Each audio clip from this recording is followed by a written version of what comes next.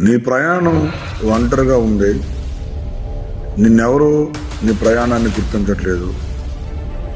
నీ ప్రయాణం జీవించే జీవితంలో నీ ప్రయాణం అంతా యేసుతోనే చేస్తున్నావు.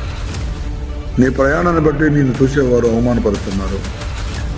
నువ్వు దేవునితో నడుస్తున్నప్పుడు ఉంటున్నప్పుడు కొంతమంది నిన్ను అవమానకరంగా హేళనకరంగా నిన్ను చూస్తూ ఉన్నారు. అయితే ఇవన్నీ నీ చేయి పైకి లేపడం కోసం, ఇవన్నీ నీ దేవుడు నిన్ను గొప్ప చేయటం కోసమే ఇవన్నీ నీ జీవితంలో జరుగుతూ ఉన్నాయి.